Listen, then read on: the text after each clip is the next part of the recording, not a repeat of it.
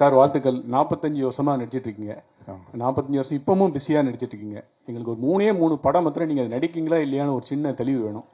முதல் படம் இந்த எண்ணமா கண்ணு, உங்க ஃபேமஸான வசனம். ரஜினி சார் கூட நடிக்கீங்களா? ஏன்னா நீங்க சிவாஜி படத்திலேயே அதுல வில்லனா நடிக்க மாட்டீங்கன்னு சொன்னீங்க அப்படின்னு ஒண்ணு. அப்புறம் இந்தியில சல்மான் கானுக்கு வில்லனா நடிக்கீங்களா? அப்புறம் முக்கியமா கருப்பு சட்டை போட்டுருக்கீங்க. நீங்க அந்த காவி சட்டைக்காரரா நடிக்க போறதா இந்தியா முழுக்க ஒரு பேச்சு இருக்க, நடிக்கீங்களா? இந்த 3க்கு விளக்கம் கொடுத்தீங்கன்னா போதும். இன்னும் ஏதாச்சும் கேள்வி இருக்கா?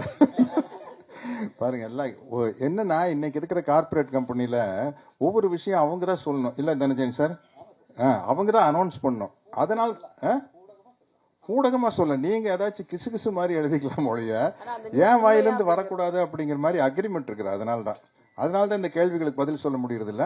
இந்த கூலி வந்துருச்சு இன்னைக்கு ஆன் போர்டு இல்ல சார்? ஆமா, கூலியில ரஜினி சார் படம் நடிக்கிறேன். அது அவங்க அனௌன்ஸ் பண்ணிட்டாங்க. மீதி கேள்விகளுக்கெல்லாம் அவங்க தான் சொல்லணும். நானா முந்திரி கொட்ட மாதிரி சொல்ல இல்ல, அக்ரிமெண்ட் இருக்குது. அவங்க தேவையில்லாம நம்ம மேல கேஸ் போட்டுருப்பாங்க. அதுக்காக தான் சொல்றேன். விஜய் எதுங்க, அதுதான் அக்ரிமெண்ட். இல்ல, அவங்க சைடுல இருந்து வரணும் அப்படிங்கறது அவங்களுடைய அக்ரிமெண்ட். எதுங்க சார், நீங்க இருந்தீங்கன்னு தானே அக்ரிமெண்ட் இல்ல, அதை அவங்க தான் சொல்லணும். Yes it is. அவர் பிரைம் மினிஸ்டர் மோடி சார் இல்ல, அது இல்லைங்க. அது அப்படி யாரும் கேட்கல. ஆமா, அப்படியே நடிச்சாலும் நல்ல என்னுடைய நண்பன் இப்ப இல்ல, மணிவண்ணன் மாதிரி ஒரு டைரக்டர் டைரக்ட் பண்ணாங்கன்னா எல்லாம் யாஸ் இட் இஸ் அப்படியே எடுப்பாங்க. இல்ல, விஜய் மில்டன் சார் அப்படியே எடுக்கிற அப்படின்னாலும் கூட ஓகே.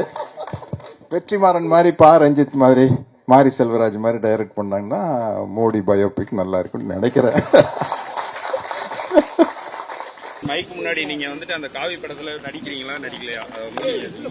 நான் தான் திரும்ப சொல்றேன், எதுவா இருந்தாலும் ப்ரொடக்ஷன் சைட்ல இருந்து அனௌன்ஸ் பண்ணோம். அது அக்ரிமெண்ட் அப்படி இருக்கு இல்லையா?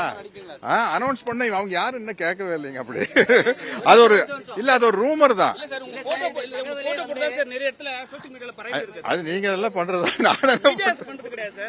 இல்ல, உண்மையிலேயே யாருன்னு எனக்கு தெரியல. கேட்கிறேன், வரும்போது பாக்கலாம்.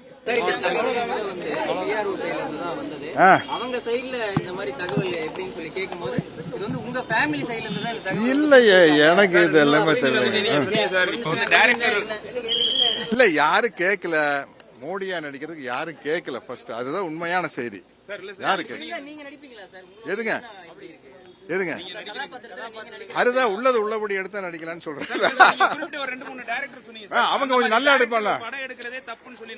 இல்ல, அதெல்லாம் கருத்து சுதந்திரம். யாரு வேணாலும் என்ன வேணாலும் படம் எடுக்கலாம். இன்னைக்கு அந்த மாதிரி நான் வெற்றிமாறன், ரஞ்சித், மாரி செல்வராஜ் போன்ற டைரக்டர்கள் தான் நான் வரவேற்கிறேன். அவங்க மாதிரி டைரக்டர்கள் தான் சமுதாயத்துக்கு தேவை. நன்றி, வணக்கம். செய்திகளை உடனுக்குடனும் துல்லியமாகவும் தெரிந்து கொள்ள சப்ஸ்கிரைப் பண்ணுங்க.